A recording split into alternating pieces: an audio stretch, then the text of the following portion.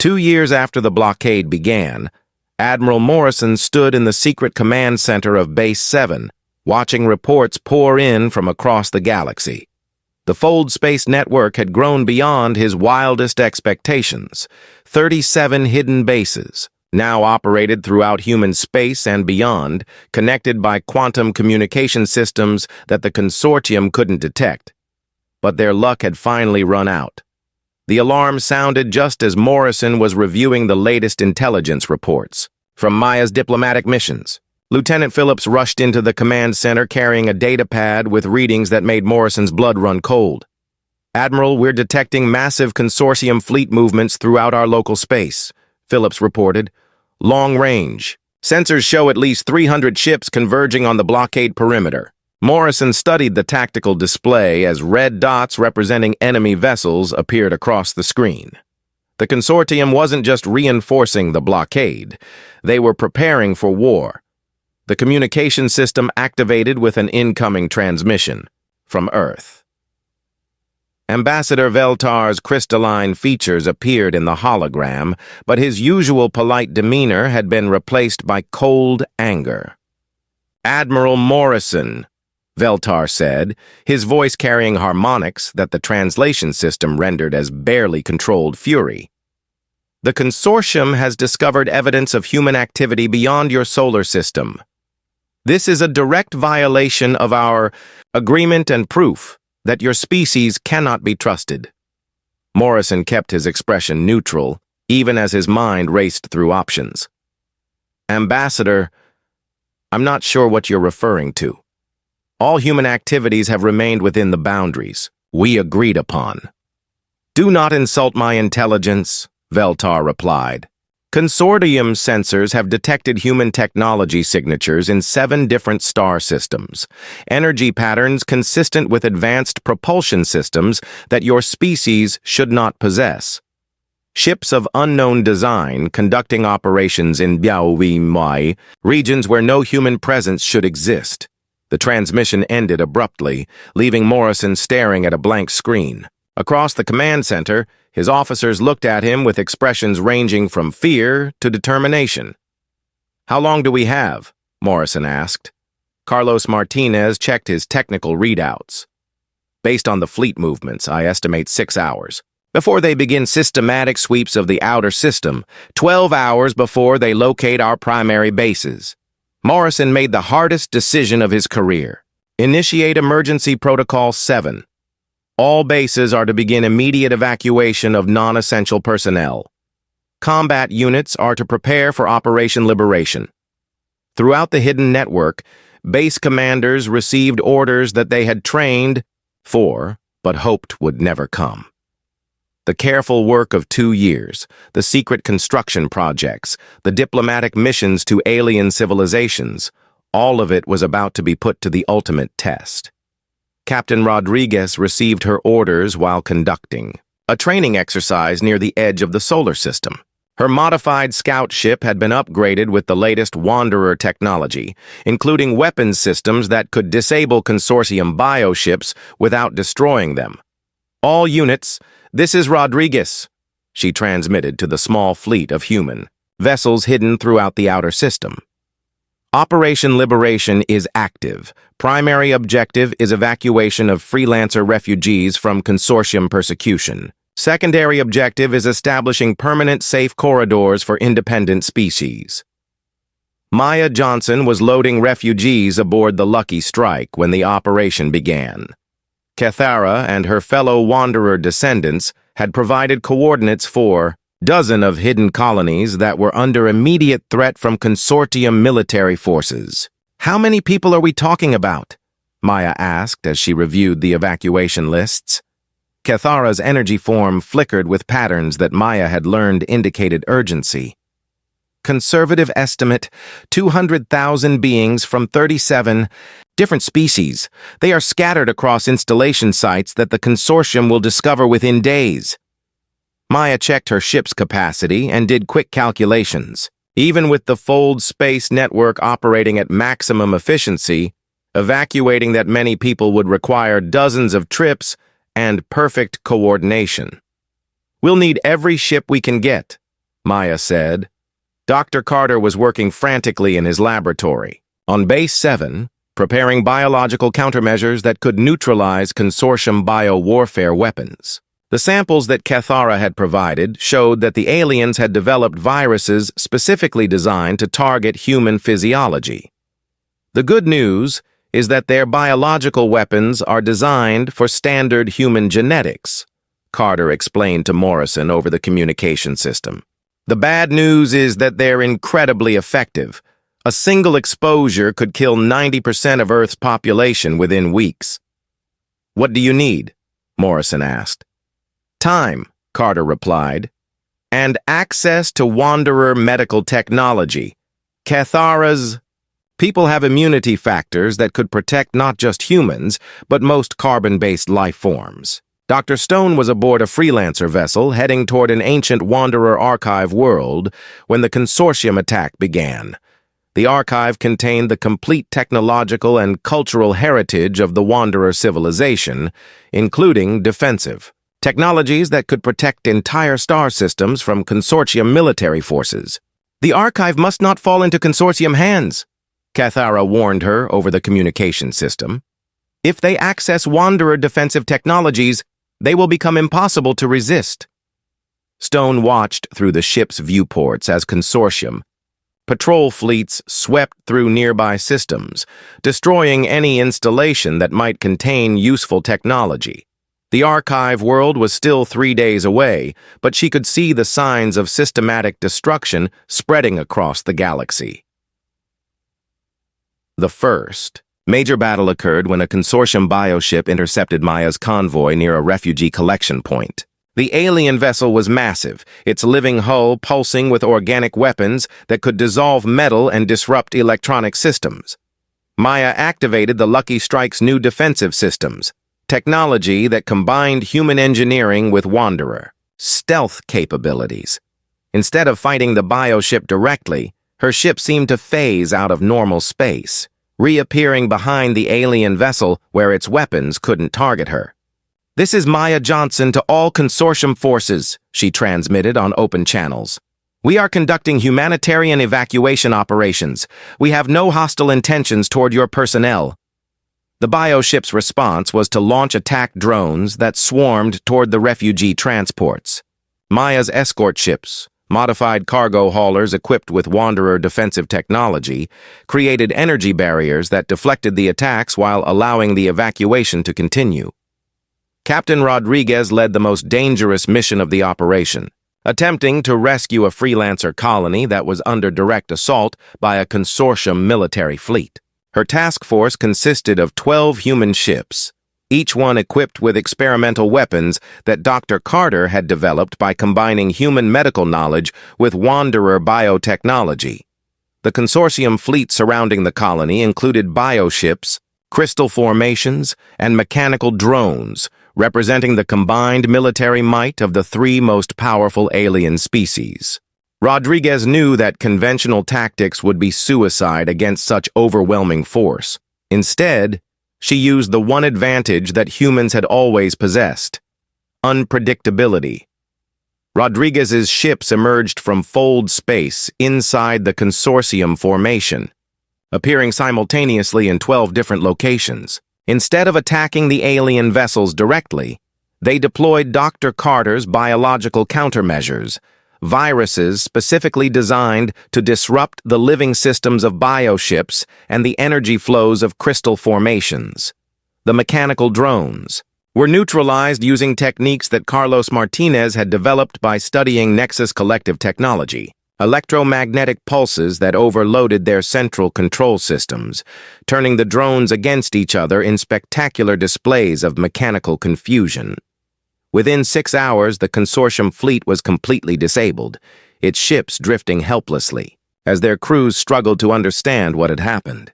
Rodriguez's task force evacuated the entire freelancer colony without losing a single ship. Dr. Stone reached the Wanderer archive world just as consortium forces were beginning their systematic destruction of the facility. Working with Cathara and a team of Wanderer descendants, She managed to download the complete archive into portable storage devices before the alien attack forces arrived. The knowledge they recovered included defensive technologies that could protect entire star systems, medical techniques that could extend the lifespans of most species by centuries, and most importantly, the locations of wanderer survivor colonies that had been hidden for thousands of years. As the evacuation operations continued, Maya Johnson found herself commanding a fleet of over 200 ships from dozens of different species. Human vessels worked alongside freelancer transports and wanderer stealth ships, creating the largest independent military force the galaxy had seen in millennia. The turning point came when Admiral Morrison received a message from deep space.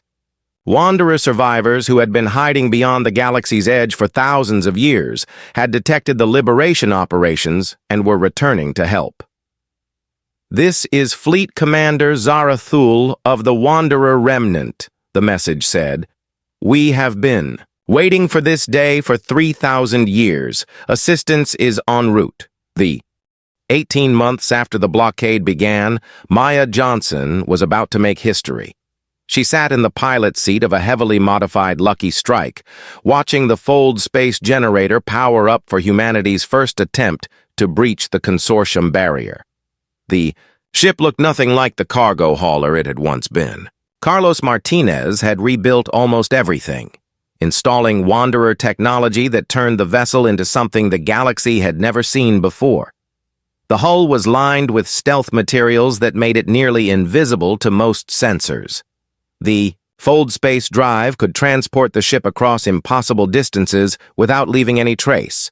Most importantly, the ship could emerge from Fold space far beyond the range of consortium detection systems. "All systems green," Maya reported to the hidden command center on Base 7. "Ready for first jump!" Admiral Morrison's voice crackled through the communication system from the secret base. "Good luck, Maya. Remember, if anything goes wrong, abort immediately. We can't afford to lose you." Maya smiled as she initiated the Fold space sequence. The universe seemed to twist around her ship, reality bending in ways that made her stomach lurch. Then, suddenly, she was somewhere else entirely. The Lucky Strike emerged from Fold space in a region of empty space between star systems, hundreds of light years from Earth. Maya checked her sensors and confirmed what the calculations had predicted. She was completely beyond the range of any consortium patrol ships. "Base 7, this is Lucky Strike," Maya transmitted. "Jump successful. I'm reading clear space in all directions." For the first time in over a year, a human being was free to explore the galaxy. Maya spent 3 days conducting careful sensor sweeps of nearby systems before she found what she was looking for. Energy signatures that didn't match consortium technology were coming from a small moon orbiting a gas giant in an unremarkable star system. As Maya approached the moon, her sensors detected multiple ships of unfamiliar design. They were sleek and functional, built for speed rather than military power. When her ship was detected, the response was immediate, but not hostile. "Unknown vessel. This is Captain Thiss of the Freelancer Coalition ship Wandering Star. Please identify yourself and state your intentions." Maya took a deep breath before responding. "This is Captain Maya Johnson of Earth ship Lucky Strike. I'm representing humanity in our first contact with independent galactic civilizations." There was a long pause before Thiss responded. "Earth? We were told that humans had been contained by the consortium over a year ago. How are you here?" "It's a long story," Maya said. "Would it be possible to meet in person? I think we have a lot to discuss." The Freelancer Coalition base was unlike anything Maya had ever seen. Built into the moon's underground caverns, it housed representatives from dozens of species that had chosen to remain independent from the consortium. The technology was impressive, but it had a makeshift quality that spoke of constant movement and adaptation. Captain Thiss was a member of the Saurak species, reptilian beings who stood nearly 8 feet tall and had scales that shifted color based on their emotions. When Maya met him in the base's main conference room, His scales were showing patterns that her translation device interpreted as curiosity mixed with caution. "Captain Johnson," Thas said, in a voice that sounded like rocks grinding together. "Your presence here raises many questions. The consortium announced that humanity had accepted containment and agreed to remain within your home system." Maya smiled. "The consortium believes what we wanted them to believe. The truth is more complicated." Over the next several hours, Maya explained everything: the discovery of Wanderer ruins, the development of fold space technology, the secret, negotiations with the consortium, and the hidden network of bases throughout Earth's solar system. Thais listened without interruption, his scales gradually shifting to colors that indicated growing interest and respect. When Maya finished her story, he was quiet for a long moment. "Your species is either very brave or very foolish," This said finally. "The consortium has destroyed entire civilizations for less than what you have accomplished." "What do you mean?" Maya asked. This gestured to a holographic display that showed a map of the galaxy. Large sections were marked in different colors, with the largest area colored in the blue that represented consortium space. "The consortium controls roughly 60% of this galaxy," Thais explained. "They maintain their power through a simple strategy. Any species that shows too much independence or develops technology that threatens consortium dominance is either contained or eliminated." Maya studied the map, noting the small, scattered areas marked in other colors. "And these other regions?" "Independent. Territories like ours. Refugee populations. Species that have managed to hide from consortium expansion. We survive by staying small, staying mobile, and avoiding any actions that might draw their attention." "How many species are we talking about?" Theis's scales shifted to patterns that Maya's translator identified as sadness. "Hundreds of independent species, thousands of refugee populations from worlds the consortium has conquered or destroyed. The galaxy is much larger and more diverse than the consortium wants anyone to know." Maya felt a chill as the implication sank in. "The Wanderers. What really happened to them?" "The Wanderers were the last species to seriously challenge consortium authority," Thess said. "They developed technology that allowed them to move freely throughout the galaxy without detection. For nearly a century, they helped other species escape consortium control and established hidden colonies in unexplored regions." "What changed?" "The consortium adapted. They developed new sensors, created more aggressive patrol patterns, and systematically hunted down every Wanderer installation they could find. Most of the species was destroyed, but—" Theus paused, his scales showing patterns of hope mixed with uncertainty. "But what?" Maya pressed. "Rumors, stories passed between refugee groups. Some believe that the Wanderers managed to evacuate their core population to hidden colonies beyond the galaxy's edge. Others think they developed technology that allows them to exist in parallel dimensions. No one knows for certain." Maya felt her heart racing. If the survivors are still out there, would they help other species resist the consortium? Theis's scales shifted to bright patterns that Maya's translator interpreted as excitement mixed with fear. "That is the question every independent species asks. But finding the Wanderers, if they still exist, would require resources and technology that none of us possess individually." "What if we combined our resources?" Maya asked. Over the following weeks, Maya traveled throughout freelancer space, meeting with representatives from dozens of independent species. Each group had its own story of consortium oppression, its own reasons for choosing freedom over security. Dr. Stone joined Maya for the second trip, bringing with her detailed analyses of Wanderer technology and archives. Her archaeological expertise proved invaluable in convincing skeptical alien leaders that humanity had genuinely discovered something significant. "The technology you've recovered is more advanced than anything we've seen," admitted Engineer Kex, a member of the Insectoid Hive Collective, but the power requirements for large-scale operations would be enormous. Carlos Martinez arrived for the third diplomatic mission, bringing with him plans for improved fold space generators and proposals for sharing human manufacturing techniques. His engineering background allowed him to speak the universal language of technical specifications and energy calculations. We estimate that a fully developed fold space network could support simultaneous operations across multiple star systems, Carlos explained to a gathering of freelancer technical specialists. But we would need exotic materials and manufacturing capabilities that Earth doesn't currently possess. The breakthrough came when Maya met Kethara, a being who introduced herself as a wanderer descendant. She looked humanoid, but with skin that seemed to shift between solid matter and pure energy. Her people had been hiding among the freelancers for generations, maintaining their ancestors' technology while waiting for the right moment to reveal themselves. My people have been watching the consortium for centuries, Kethara explained.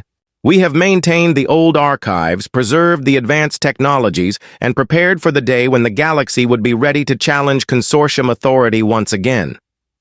Why now? Dr. Stone asked. What makes this moment different? Kethara's form shifted, becoming more solid and defined. Because for the first time in centuries, a young species has developed fold space technology independently. Your people have proven that the old knowledge can be rediscovered and improved upon. That suggests the time for hiding may finally be ending. Maya felt the weight of history settling on her shoulders. What would you need from us? Protection, Kethara said simply. The consortium has never stopped hunting my people. If we reveal ourselves and share our advanced technology, we will become primary targets. We need allies who can defend the new installations and support networks that such cooperation would require. Dr. Carter, who had joined the latest diplomatic mission, leaned forward with interest. What kind of protection are we talking about? The consortium uses 3 primary methods of control, Kethara explained. Military force, economic pressure, and biological warfare. Our ancestors developed defense. 1 year had passed since the consortium had trapped humanity in their solar system. Admiral Morrison stood in his office, looking at reports that made him both proud and terrified. Dr. Stone's team had successfully decoded enough Wanderer technology to build their first working prototype. Carlos Martinez had managed to create a small fold space generator that could move objects the size of a shuttle across short distances without detection, but they needed more time, much more time. Morrison activated his communication system and sent a message that would either save humanity or doom them all. He was requesting a face-to-face meeting with Ambassador Veltar to discuss surrender terms. The response came within hours. Veltar agreed to come to Earth with a full diplomatic delegation from each of the 12 consortium species. They would discuss the terms under which humanity would accept permanent containment. Morrison smiled grimly. The consortium thought they were coming to accept humanity's defeat. They had no idea they were walking into the most important deception in human history. 3 days later, Ambassador Veltar's ship descended through Earth's atmosphere. It was a beautiful crystalline vessel that looked like a living jewel. But Morrison knew it was also a mobile fortress capable of destroying entire cities. Veltar wasn't taking any chances with the violent humans. The delegation that emerged from the ship was impressive and intimidating. Veltar's crystalline body reflected light in patterns that human scientists had learned indicated confidence and authority. Beside him walked Commander Thex, a Verdani whose plant-like appearance and slow movements hid a mind that could process information faster than any human computer. The most unsettling member of the delegation was Nexus Unit 7, a mechanical being from the collective that looked like a walking metal skeleton. Its red optical sensors constantly scanned everything around it, recording data and analyzing threats. Morrison met them at the landing site with a carefully chosen group of humans. Dr. Stone was there in her role as Earth's chief archaeologist, appearing harmless and academic. Dr. Carter stood nearby, looking nervous and defeated as befitted someone whose life's work studying alien biology had led to humanity's imprisonment. "Ambassador Veltar," Morrison said with a formal bow, "welcome to Earth. We appreciate your willingness to discuss terms for our future relationship." Veltar's crystalline features shifted in what humans had learned was the equivalent of a polite smile. "Admiral Morrison, the Consortium is pleased that humanity has finally accepted the reality of your situation. We hope to reach an agreement that ensures the safety of all galactic civilizations." The negotiations took place in the United Nations building in New York. Morrison had chosen the location carefully.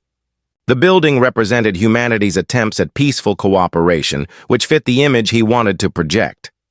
For 3 days, Morrison played his role perfectly. He presented humanity as a species that had learned from their mistakes. He spoke of humanity's desire to study their own history and learn from other civilizations rather than expand aggressively into space. Dr. Stone's presentation was particularly effective. She showed the delegation examples of human archaeological work, explaining how humans learned from ancient civilizations and preserved knowledge from the past. She even mentioned the recent discovery of alien ruins in the outer system, presenting it as evidence of humanity's scholarly interests rather than military applications. "We have found traces of an ancient civilization that once lived in our system," Stone said, displaying holographic images of wanderer artifacts. "We believe these people, whoever they were, have much to teach us about peaceful existence and sustainable development." Veltar seemed pleased by this. "The species you have discovered were called the Wanderers. They were indeed peaceful, but they lacked the wisdom to accept guidance from more advanced civilizations. Their fate serves as a lesson for all younger species." Morrison kept his expression neutral, but inside he was taking notes. Veltar's casual mention of the Wanderers' fate confirmed what they had suspected. The Consortium hadn't just contained the Wanderers, they had destroyed them. While the negotiations continued on Earth, Captain Rodriguez was conducting the most dangerous mission of her career. Using the first functional fold space generator, she was establishing hidden bases throughout the outer solar system. The fold space technology was everything Carlos had hoped and more. Rodriguez's modified scout ship could disappear from one location and reappear in another without leaving any energy signature that Consortium sensors could detect. But the technology had severe limitations. Each jump consumed enormous amounts of power, and the generators could only be used for short periods before they needed to cool down. Rodriguez's first base was built inside a hollow asteroid near Pluto's orbit. The construction team used mining equipment to carve out chambers for the fold space generator, fusion reactors, and living quarters for a small crew. Everything was done with hand tools and battery-powered equipment to avoid creating detectable energy signatures. Dr. Carter had developed special biological compounds that masked human life signs from alien sensors. The crew members at each base took regular injections that altered their metabolism enough to confuse Consortium detection systems. It was uncomfortable and potentially dangerous, but it worked. Carlos Martinez was working around the clock to expand the Fold Space network. Each base needed its own generator, and the exotic materials required were difficult to extract from the Wanderer sites. Worse, each generator had to be individually calibrated to connect with the others through quantum entanglement communicators. The network was growing, but slowly. After 2 weeks of constant work, they had established 4 bases, each one capable of supporting a small research team and serving as a staging point for further expansion. Then, disaster struck. Rodriguez was returning from establishing the 5th base when her sensors detected a Consortium patrol ship heading directly toward the new installation. Somehow the aliens had detected something. "Rodriguez to Base 5, she called over the communication system. "You have company coming. Consortium patrol ship, estimated arrival in 40 minutes. The response came immediately. "Understood. Initiating emergency protocols." Rodriguez watched, helplessly as the base crew carried out a plan they had all hoped would never be necessary. The fold space generator was overloaded, creating a massive energy discharge that would look like an experimental engine explosion. The fusion reactor was set to critical, ensuring that any evidence of advanced technology would be completely destroyed. 15 brave humans died in that explosion, but their sacrifice saved the entire project. When the consortium patrol ship arrived, they found only debris and radiation signatures consistent with a failed human experiment. The patrol commander's report described it as another example of primitive human technology causing predictable disasters. Back on Earth, Morrison received word of the successful deception with mixed emotions. The network was safe, but the cost had been terrible. He used the news to strengthen his position in the negotiations. "Ambassador," Morrison said during the next day's session, "I must report another tragic accident in our outer system. One of our research stations suffered a catastrophic failure of their experimental power systems. 15 people died." Veltar's crystalline features shifted in what might have been sympathy. "This reinforces our position that humanity is not ready for advanced technology. Your species' tendency toward dangerous experimentation is precisely why containment is necessary." Morrison nodded sadly. "You're absolutely right. We clearly need more time to develop proper safety protocols before we can be trusted with advanced technology." The negotiations concluded with an agreement that looked like complete victory for the consortium. Humanity would accept permanent containment in exchange for limited trade relationships and access to basic alien technology for peaceful purposes only. Earth would be allowed to maintain a small space presence within the solar system, but any attempt to leave would be met with immediate military action. Morrison signed the agreement with appropriate ceremony, playing the part of a defeated leader, accepting the inevitable. The consortium delegation departed Earth satisfied that the human problem had been permanently solved, but as Veltar's ship disappeared into space, Morrison was already receiving coded reports from the hidden bases. The Fold Space network was operational. Maya Johnson had located 12 more Wanderer sites with enough exotic materials to build dozens of additional generators. Most importantly, Dr. Stone had found something in the deepest Wanderer archives that changed everything. The Wanderers hadn't just developed stealth technology to hide from the consortium. They had developed it to hide their survivors. Somewhere out there, beyond consortium space, the Wanderers were still alive. And they had been waiting for someone brave enough to break free and find them. 6 months had passed since the consortium had locked humanity inside their own solar system. Earth's economy was struggling. Trade routes that had just begun to open to alien markets were completely cut off. Space mining operations beyond the asteroid belt had been abandoned when workers couldn't return home through the blockade. Maya Johnson didn't care much about the bigger picture. She had bills to pay and a ship to maintain. The Lucky Strike wasn't much to look at, just a modified cargo hauler with extra fuel tanks and sensor dampeners that helped her avoid detection. Before the blockade, Maya had made a decent living, hauling supplies to asteroid mining stations. Now those same skills made her one of the few people crazy enough to try smuggling past alien patrol ships. Maya was drifting near a small asteroid in the Kuiper Belt, watching her sensors for any sign of consortium drones. The alien patrol patterns had become predictable over the past few months. They swept through the inner system regularly, but they seemed to think humans were too primitive to venture this far out. They were wrong. Maya's modified engines were based on old fusion technology that barely registered on most sensors. Her ship looked like space junk from a distance, which was exactly what she wanted. She had been making supply runs to hidden research stations for 3 months now, carrying equipment and personnel that Earth's government claimed didn't exist. Today was different. Maya's long-range sensors had picked up something interesting on asteroid designation KBO 7731. The rock was big enough to hide a small base, but her scans showed energy signatures that didn't match human technology. "Well, that's not supposed to be there," Maya muttered to herself as she studied the readings. The energy patterns were faint but definitely artificial.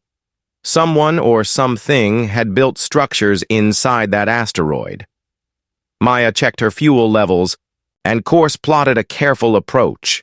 If this was some kind of consortium listening post, she needed to know about it.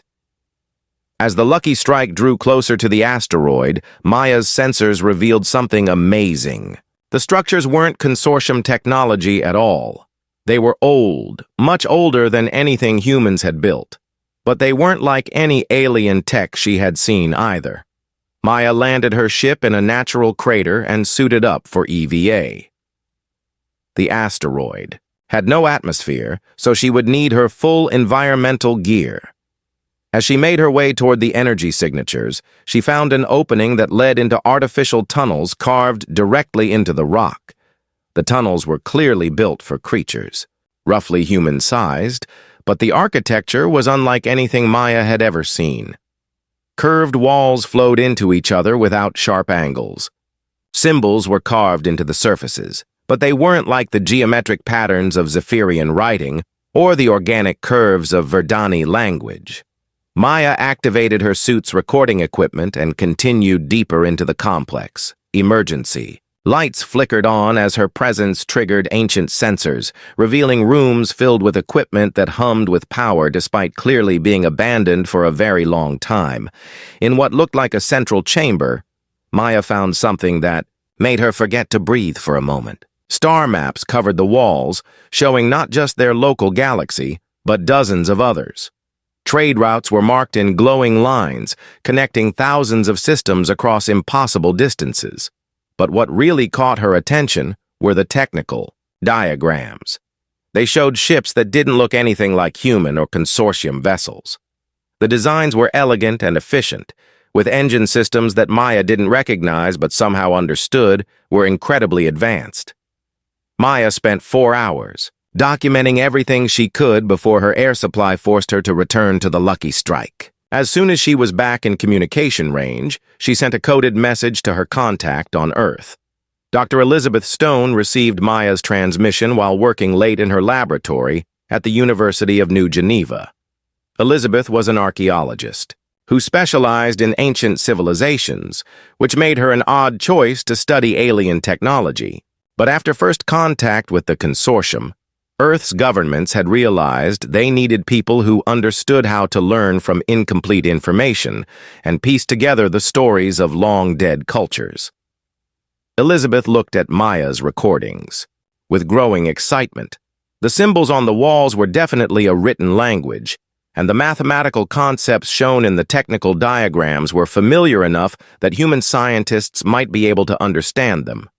"This changes everything," Elizabeth whispered as she studied images of the star maps. The next morning, Elizabeth was on a shuttle heading for a secret meeting with Admiral Morrison and a small group of Earth's top scientists and engineers. The meeting took place in an abandoned mining facility on Luna, far from any sensors that might be monitored by the consortium. Carlos Martinez was already there when Elizabeth arrived. Carlos was a systems engineer who had been working on Earth's faster-than-light drive technology before the blockade. He had been reassigned to study consortium technology for potential weaknesses, but so far had found nothing useful. Admiral Morrison looked tired. The stress of managing Earth's response to the blockade was wearing on him, and the constant pressure from world leaders demanding solutions wasn't helping. "Dr. Stone," Morrison said, as Elizabeth connected her data pad to the room's display system. "Maya Johnson's discovery better be as important as you claimed in your message." Elizabeth activated the holographic projectors, filling the room with images from the alien ruins. "Admiral, I believe we've found the remains of a civilization that faced the same situation we're in now."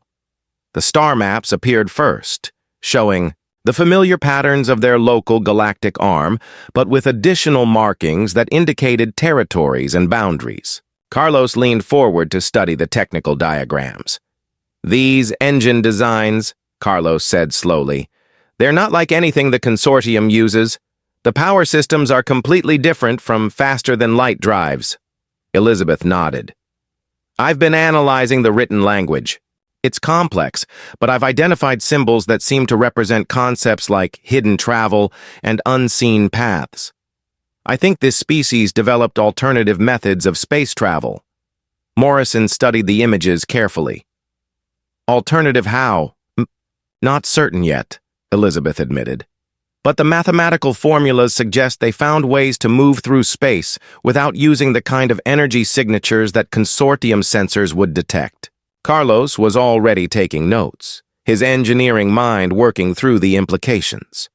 If we could understand their technology, we might be able to move small ships without triggering the blockade sensors. How long would it take to decode? This? Morrison asked. Elizabeth looked at the complexity of the technical diagrams and felt a familiar thrill of discovery.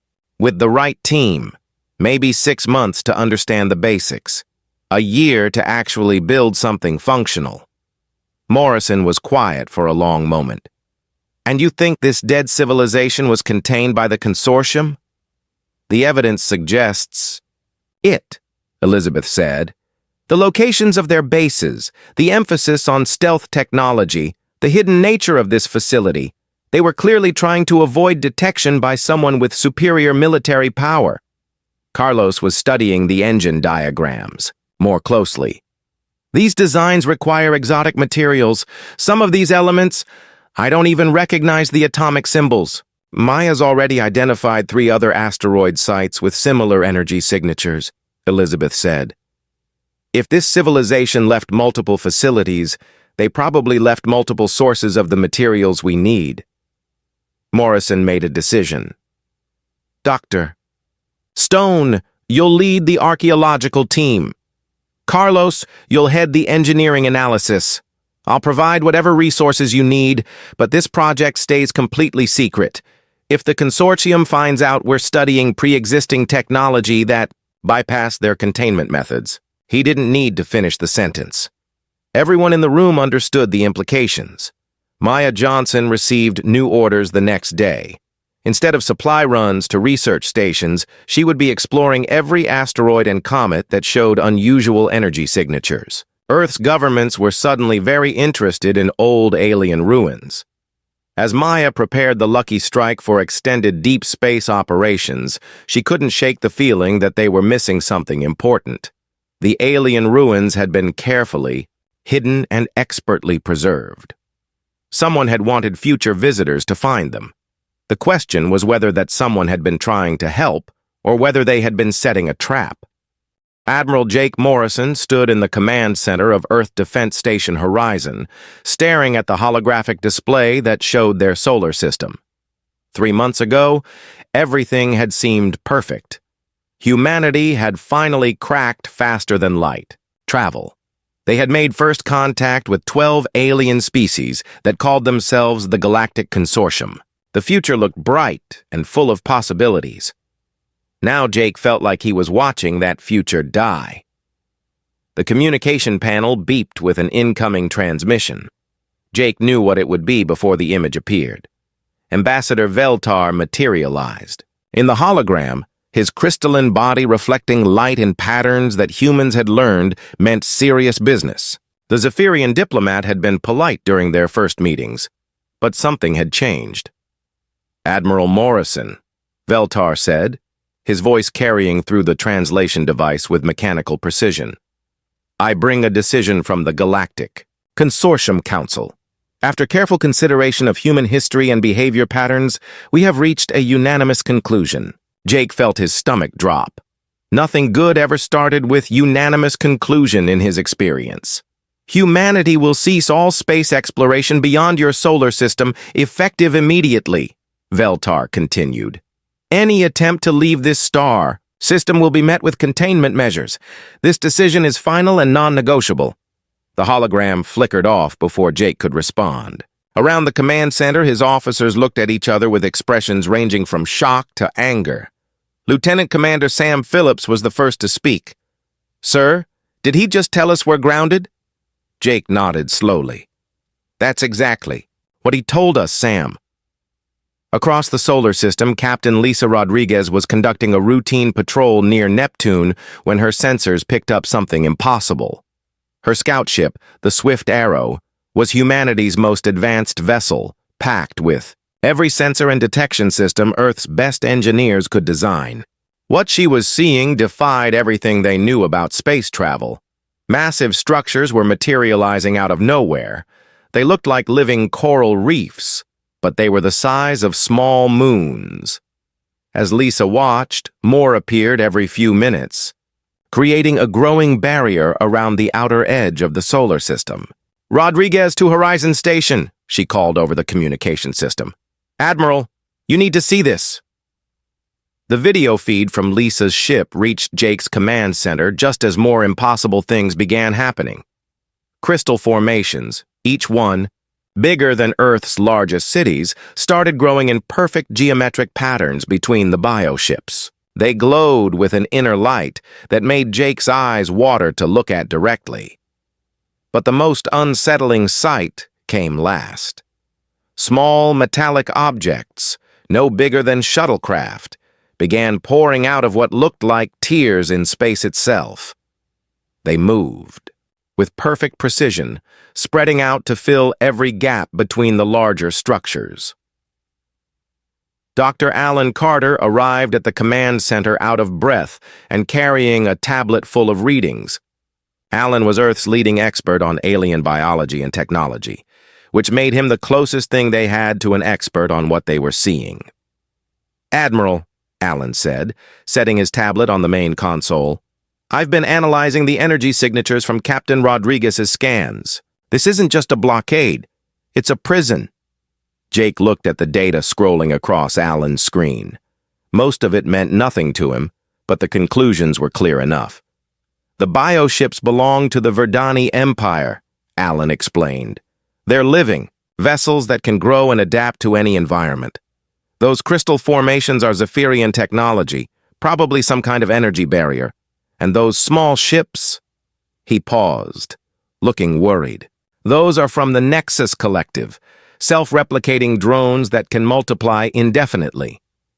How many ships are we talking about? Jake asked. Alan checked his readings again. Conservative estimate? About 50,000 vessels of various sizes, with the number growing every hour. And that's just what we can detect. There could be cloaked ships we can't see. Lisa's voice crackled over the communication system. Admiral, I'm reading energy levels that are off the charts. Whatever that barrier is made of, it's using more power than our entire planetary grid. Jake felt the weight of command settling on his shoulders like a lead blanket. Earth had 12 billion people who were about to learn that their dreams of exploring the galaxy had just been crushed by aliens who considered them too dangerous to be allowed among civilized species. The irony wasn't lost on him. Humanity had spent centuries dreaming about meeting aliens, imagining grand adventures among the stars. Science fiction stories always assumed that humans would be the young, scrappy underdogs who would prove themselves worthy through courage and determination. Nobody had written stories about aliens who were so advanced that they could trap humanity in their own solar system without breaking a sweat. Sir, Sam Phillips said quietly, what do we tell Earth? That was the question Jake had been dreading. How do you tell an entire planet that their species has been judged and found wanting? How do you explain to explorers and dreamers that the galaxy has decided they're too violent to be trusted with space travel? We tell them the truth, Jake said finally. We tell them that the consortium thinks we're too aggressive and unpredictable to be allowed into galactic society. We tell them that we're being contained for the safety of other species. And then what? Alan asked. Jake looked at the display showing the growing alien blockade. Ships were still arriving, adding layers to what was already an impenetrable barrier. The consortium wasn't taking any chances. They had committed enough firepower to destroy small planets to the job of keeping humanity locked up. Then we figure out what kind of people we really are, Jake said. Are we the violent, unpredictable species they think we are, or are we something else entirely? Lisa's ship was heading back toward Earth. but she was taking detailed scans of every alien vessel she passed. Old habits from her military training made her catalog potential weaknesses, even though she knew human weapons would be useless against technology this advanced. As she flew past one of the bioships, something caught her attention. The living vessel was beautiful in its own alien way, with flowing organic curves and surfaces that seemed to pulse with life. But it also looked fragile, like it depended on maintaining perfect environmental conditions to survive. The crystal formations were different. They looked solid and permanent, but Lisa noticed they were all connected by thin energy beams. If those connections were disrupted, would the entire network fail? The mechanical drones were the most numerous, but they also seemed to follow predictable patterns. They moved in perfect formations, responding to some kind of central control system. Lisa made notes of everything she observed. She didn't know if the information would ever be useful, but her instincts told her to gather intelligence whenever possible. If humanity was going to be prisoners, they should at least understand their prison. Back on Horizon Station, Jake was preparing for the hardest conversation of his career. In 1 hour, he would address the Earth Council and then the entire planet. He would have to explain that humanity's greatest achievement, faster-than-light travel, had also triggered their greatest defeat. But as he looked at the data from Lisa's reconnaissance flight and Alan's analysis of alien technology, Jake began to feel something unexpected. Not despair, but curiosity. The consortium had made assumptions about humanity based on their history of warfare. They saw humans as violent and unpredictable. Maybe they were right about the unpredictable part.